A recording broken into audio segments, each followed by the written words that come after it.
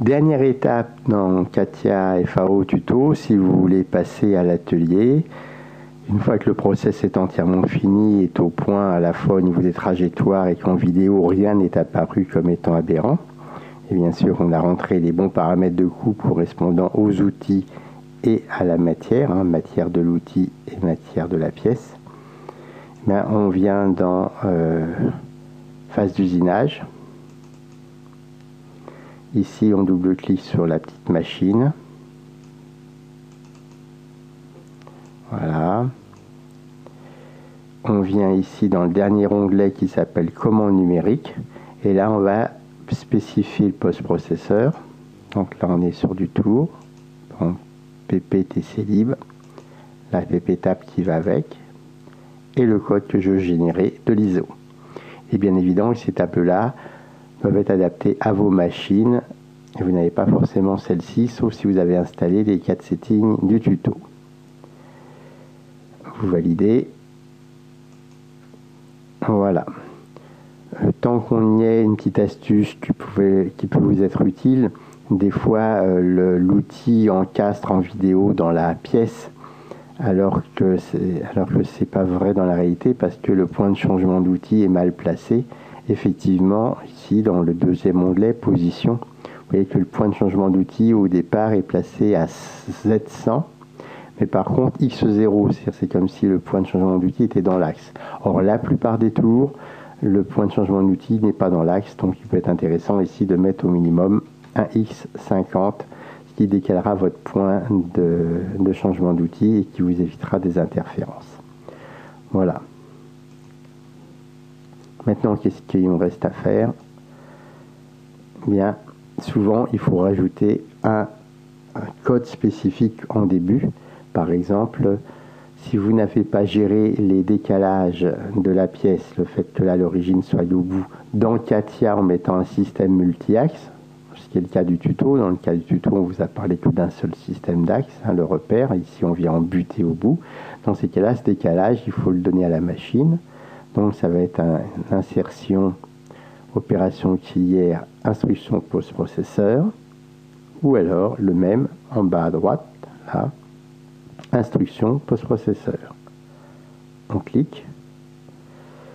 Voilà. Ici, c'est bien de mettre par exemple décalage pour savoir quel est le titre. Et l'instruction PP, ça va être un insert.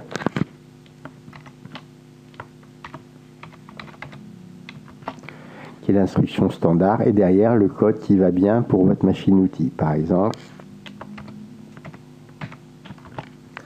un G52, X0 en général, on reste dans l'axe, et le Z, par exemple, si votre barre doit sortir de 75 mm, X75. Voilà. Il y a d'autres méthodes pour déclarer, des fois ça peut être une variable interne. En tout cas, ça c'est le code qui fait que ma machine va savoir où est le bout de ma pièce, puisque je n'ai pas déclaré de repère spécifique machine dans mon process. Voilà. Si jamais le code se met pas au bon endroit, comme d'ailleurs toujours dans CATIA, c'est un glisser-lâcher qui vous permettra d'obtenir la bonne place. Voilà, donc j'ai dit quel était le post-processeur, j'ai rajouté ma petite ligne spécifique, donc maintenant je vais pouvoir passer ici le deuxième onglet, celui qui a un éclair, générer du code CN en mode interactif. Dans cet onglet, ici, normalement, avec les bons 4 settings, vous sauvez le programme au même endroit.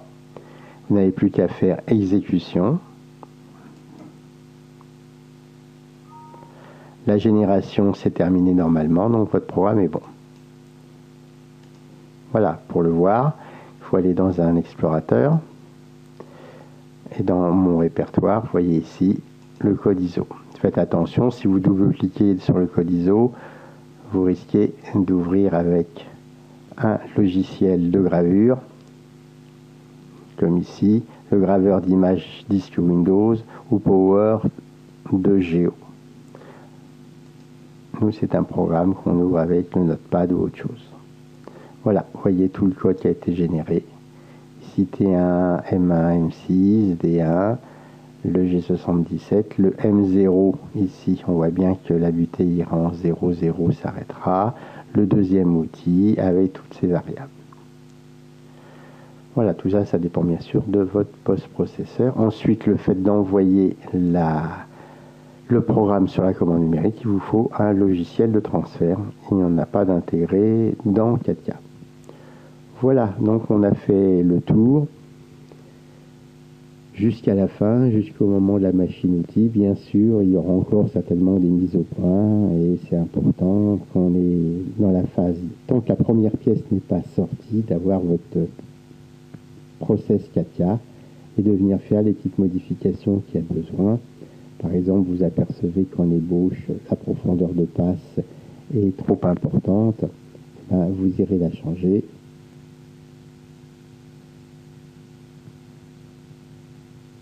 Voilà. Au lieu de 3 mm, vous allez mettre 2. OK. Vous sortez, vous vérifiez toujours si les trajectoires sont bonnes. Voilà, elles ressemblent à ce que je pensais. Je fais un OK. OK. Et donc là, directement, maintenant, je peux faire générer le code CN, exécution. Et voilà. Et mon nouveau programme est à nouveau à jour. Voilà, donc c'est très simple de faire des modifications. En 10 secondes plus tard, on a régénéré le programme, on l'envoie sur la machine et c'est reparti. De même, si on avait un changement de la pièce ou de son diamètre, vous êtes allé à l'atelier et le diamètre de 34 que vous aviez prévu n'existe pas. Voilà, on retourne ici.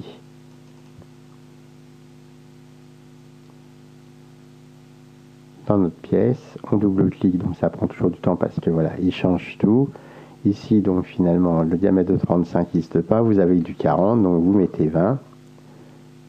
Vous validez, vous réactivez une mise à jour par CTRL U ou la petite spirale qui est en bas. Donc maintenant, mon brut est à jour. Ma pièce, je n'ai pas touché, donc elle est toujours à jour. Je remonte ici dans le programme d'usinage.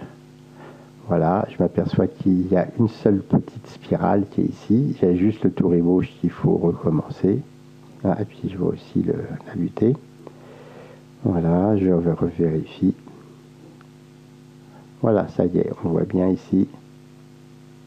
Il m'a fait une passe de plus, puisqu'il a pris en compte le fait que c'était un diamètre de 40. Voilà, donc vraiment, je change la pièce, tout suit.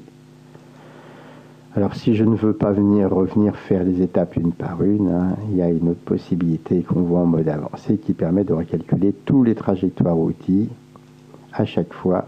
Voilà, la mise en butée, c'est OK aussi. Je valide mon nouveau programme avec ce diamètre de 40. Je post-process, je fais exécution, et ça y est. Voilà. Et j'espère que vous pourrez utiliser 4K dans le cadre de votre expérience, de votre découverte, de votre projet, et que ces tutos vous auront permis d'avancer. Au revoir et à bientôt peut-être sur d'autres tutos sur 4K FAO.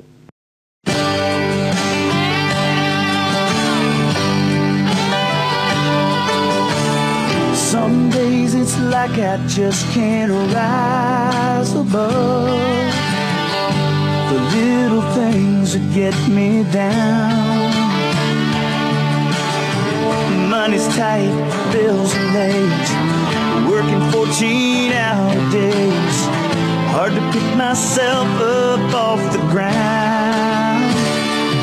Anytime I'm feeling